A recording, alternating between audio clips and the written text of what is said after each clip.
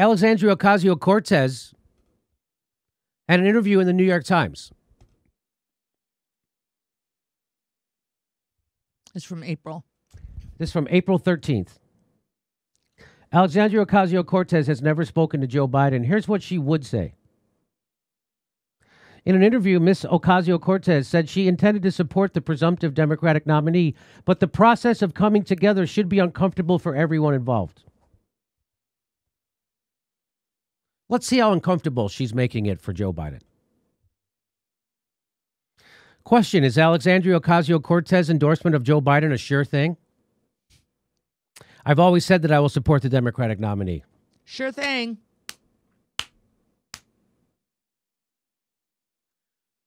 What happened to making it uncomfortable for everyone involved? She doesn't really mean that. She just says those things. That's not real. That's theater. That's what AOC does. She does theater. This is theater. That's not fucking real. She's not making it uncomfortable for anybody. You want to know how I know? Let's read the rest of the interview. By the way, power concedes nothing without a demand. It never did and it never will. AOC and Bernie and the rest of the progressives in Congress and the Senate are demanding nothing, which is why you have nothing, which is why you don't have health care, which is why you don't have a jobs guarantee, which is why you don't have a Green New Deal, which is why you don't have a UBI in the middle of them shutting down your government, your economy and turning it into a Great Depression. That's why. Because they don't demand anything. It's all lip service. When AOC says she has to make this process uncomfortable for everyone, she means no one. She's lying to you. How do I know she's lying? Can you give me some examples of areas that you want to see him get uncomfortable? She says they floated this olive branch to the progressive left of lowering the Medicare age to 60. It's almost insulting, but I'm going to support it anyway. Right, AOC? It's insulting, but I'm a fucking doormat.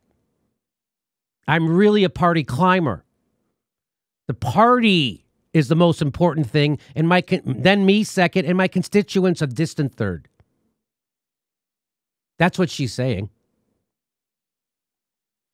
I think Hillary was looking at policies that lowered it to 50. So we're talking about a progressive concession that is 10 years worse than what the nominee had in 2016. And yet, she's still going to back it. She's not telling anybody. She's not making Joe Biden nervous for 1 second that he needs her support. Question, but Biden has gotten to this point by rejecting those things. AOC says, I think the ideological argument is a false one. And I think that's backed up by exit polling. While Biden is the nominee, we also know that he didn't win because of policy. I don't think he won because of his agenda. In state after state after state, Democratic voters support a progressive agenda. Which is why you should hold out your vote in support of Joe Biden and say, I'm standing with the people. But that's not what AOC is doing. She's saying, fuck the people. I'm going to do what the party tells me to. Because it's easy, and I'm a corporate climber, and I'm theater.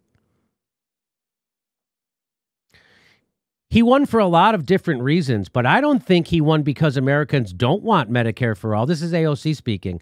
And in this moment, I wouldn't be surprised if what we're seeing with coronavirus didn't further change people's views and further support a progressive agenda. It doesn't matter. First of all, and she's pretending like, oh, but if we get enough people behind it, you have 90% of your own party is for it.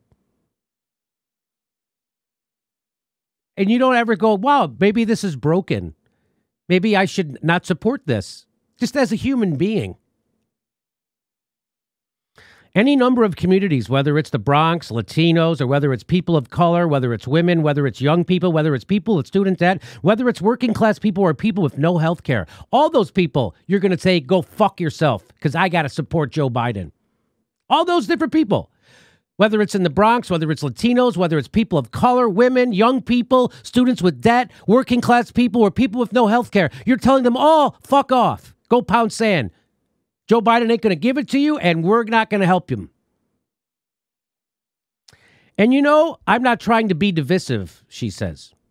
But when you talk about lessons from 2016, one of the most divisive things that we can do is just smother and silence legitimate points of critique. Especially from people whose lives are most at risk in this administration. You're selling out the people whose lives are most at risk, left and fucking right, without a fight at all, AOC. It's plain to see. Because for some people, this argument of returning to normalcy sounds like an argument of respectability, politics, and civility. And for other people, it sounds like, well, will my child be put in a cage? Question, what if Biden doesn't do it? Here we go. What if Biden doesn't do it? What if he doesn't get uncomfortable? And, only gives kind of aesthetic, in-name only concessions to the left. He's not even giving that.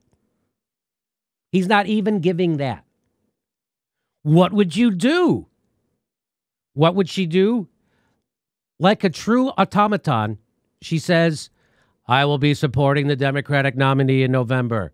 I just hope the nominee supports our communities too.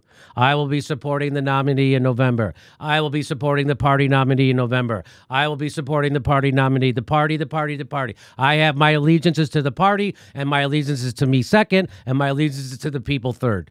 The allegiance is always to the party. The party, I will be voting for the party. I will be voting for the party.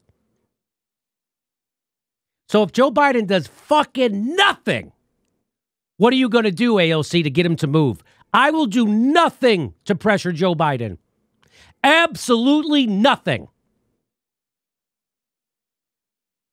And guess what she's doing to pressure Joe Biden? Absolutely nothing. Guess what she's doing to pressure Nancy Pelosi? Absolutely nothing. Guess who you have advocating for you in Congress? Absolutely no one.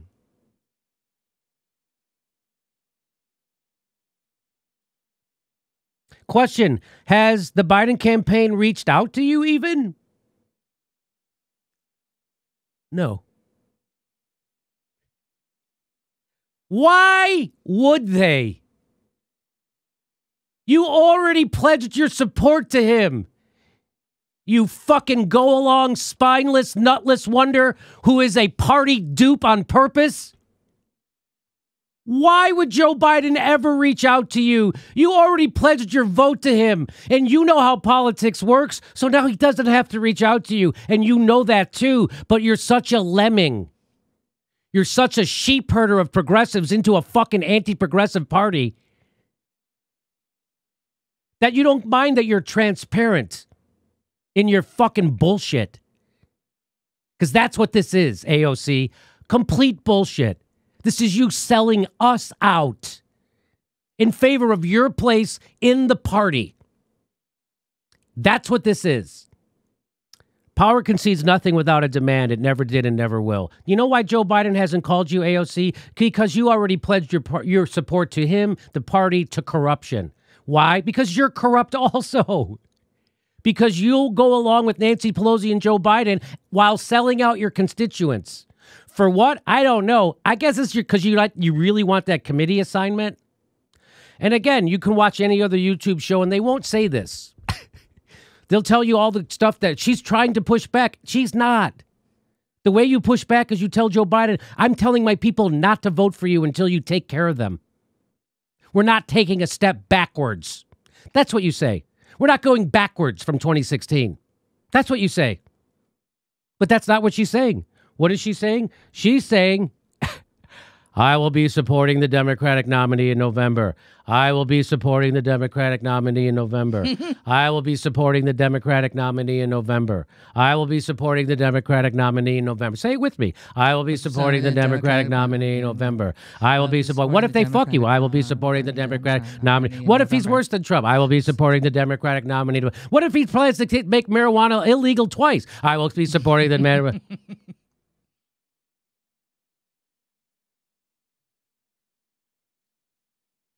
What if Joe Biden literally sticks his finger in your fucking eye? Not figuratively, but literally, I will be supporting the party nominee in November. Hey, this is the part where I tell you where our live shows are, but there aren't any. And then I would tell you to go join our premium, but nobody has a fucking job. So why don't you just enjoy the video?